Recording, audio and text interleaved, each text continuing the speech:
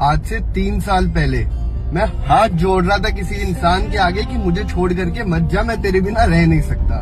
तबीयत इतनी खराब हुई कि हॉस्पिटल में एडमिट तक होना पड़ा। अब मेरे बगल वाले बेड पे ना एक बुजुर्ग अंकल थे। अब क्या तो उनकी उम्र हो गई थी या तो उनको कोई बीमारी थी। वो रात को डेली चीखते चिल्लाते, नर्सेस डॉक्टर के आगे भीख मांगते कि मुझे ठीक कर दो, मुझे घर जाना है। अगले दिन सुबह वही होता, उनके बीवी बच्चे आते, वही कहते कि इन्हें ठीक कर दो, इन्हें घर जाना है। कुछ दिन के बाद आधी रात को उनकी इतनी तबीयत खराब हुई, डॉक्टर्स आए, नर्सेज आई, उनको इमरजेंसी वार्ड के अंदर शिफ्ट करा। सुबह हो गई, ना मैं सोया ना वो वापस उस रूम के अंदर आए। हाँ, आया था उनका लड़का, बच्चा कुचा उनका सामान वुमान लेने के लिए और लेकर के चले गया।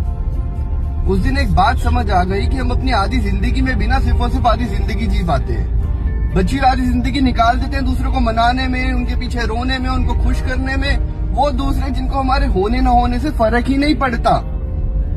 उस दिन बात ठान ली थी कि अपनी जिंदगी का 1 मिनट तो क्या 1 सेकंड भी किसी ऐसे इंसान के पीछे वेस्ट नहीं करना जिसको मेरे आंख के आंसू की कदर ही नहीं। कमाल की बात है ना, या जिसके पास समय नहीं है वो जिंदगी जीना चाहता है, और जिसके पास समय है वो जिंदगी खत्म करने पर तुला है। ये जो तुम्हारी प्रॉब्लम्स, लाइफ की टेंशन, स्ट्रेस, ये सब टेम्पररी है, और जिंदगी खत्म करना इन सब चीजों का सॉल्यूशन नहीं है।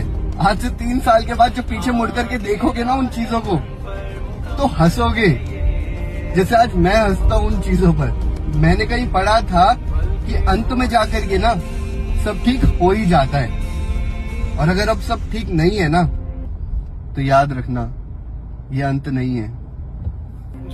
You deserve a better ending मेरी जान।